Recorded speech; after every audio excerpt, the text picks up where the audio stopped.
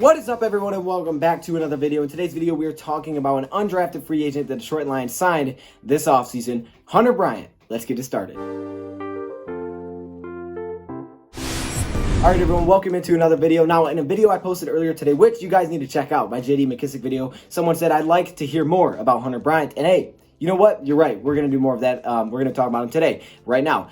Also, Big V, someone said they want to see a breakdown on Big V. That will also be coming. That's something I've been thinking about for a while. A couple of people actually asked me about that one. Definitely something I want to do. I want to watch Big V, okay? I've watched his Super Bowl game. I want to see more, though. He played left tackle in the Super Bowl. I want to see more. So we'll probably do that, like a live reaction. Maybe not live, but like my first reaction to it. We'll see how we do that because it's going to be a little different with the NFL Game Pass, stuff like that. I'll probably like pick out some segments and we'll watch them together. It'll be fun, though. It'll be fun. I definitely want to watch Big V, though, and see what we're really getting. Are we really getting a better tackle? So that will be coming. But today we're talking about Hunter Bryant, a guy that became an undrafted free agent that not a lot of people expected. Some people are projecting this guy to go first round. I literally saw, no lie, I saw an article that projected that the Packers would take this guy in the first round. I was like, okay, that's bold.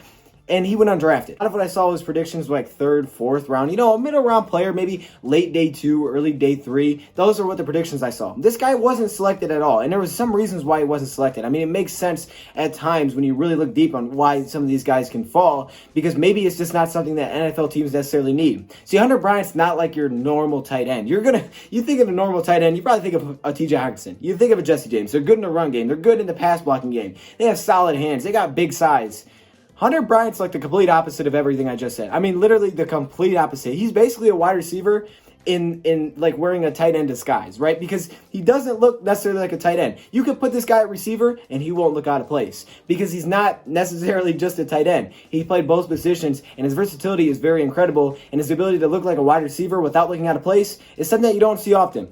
Kind of reminds me of a guy like Devin Funchess, Evan Ingram, those kind of guys, kind of similar. I wouldn't say they're the same, so I'm not necessarily going to compare them, but I would say they have some similarities. So that's kind of what I think of when I think of Hunter Bryant. But Hunter Bryant has some big weaknesses, and I'm going to tell you why I think he didn't get selected. Well, like I said, he's not prototypical. So if anybody's looking for an actual tight end that just does what a tight end usually does, that's not Hunter Bryant, so it's easy to see him fall. Also, Hunter Bryant had to deal with some very concerning injuries. ACL injuries, he had sprains, he had LCL injuries. Then in 2018, he ended up having a knee injury. He ended up having surgery in 2018, and we really didn't get to see him on the field. This guy played for 3 years at Washington, and we saw less than 1,000 snaps. It was in 2018 when he got his real opportunity to show everybody what he could do, and that's only really 1 year, right? That's 1 year at college, so it's really hard for a lot of people to be confident in what they're going to get. And again, injuries always scare people off. Injuries always scare people off. The great thing about Hunter Bryant, though, is this is the best way I would explain Hunter Bryant. He's like an extra credit, like a bonus question you might get, right? You're doing a test, you got the main answers, you finally pass the test, boom, you got 80%, I don't know. Okay, but then they throw in that bonus question. Hey, bonus question, you get 10 plus points. All right, what is that? The question is Hunter Bryant. That's the bonus question, Hunter Bryant, because he's different. He's not like a regular tight end. And the great thing with the Lions is they have TJ Hockenson, Jesse James, Isaac Nauta. They have the normal tight ends that you need, right? They have the blocking tight ends, they have the red zone threats, but they don't have a guy like Hunter Bryant, and not every team does. But for Darrell Bevell's offense to get a weapon like this that can play both receiver and tight end, it's great. He's 6'2", 248. He ran a 4.74 40-yard dash, which was a little bit, upsetting. I think some people were expecting it to be better. But he's basically a receiver at the tight end spot. He's not going to give you much in a blocking game. That's one of his big cons. He's not really big in size, so he can struggle against man-to-man at times. But if you put him against the zone defense, this guy can find a hole in the zone. He can make big plays. He catches the ball pretty consistently. I'd say every once in a while you see a couple of drops. I mean, he doesn't have the best tight end hands, I wouldn't say, but he's pretty consistent when it comes to catching the football. And when he has the ball in his hands and he's running, that is when he's dangerous. He had 18 broken tackles on 85 receptions, which obviously is an incredible ratio. So this guy just makes plays after the catch. And like I said, you can put him at the receiver position and he won't look out of place. For the Lions, it's great because it's like a bonus. I don't know if he's going to make the team or not, but he's got the talent. I mean, there's a reason people thought that this could be the best tight end in the draft. He just isn't what most teams are looking for. And for the Lions, they're sitting in a position where because you selected TJ Hockenson at 8, because you signed Jesse James to a big contract, you don't need a normal tight end. You can go out there and get one of these fun players just to see what they can do.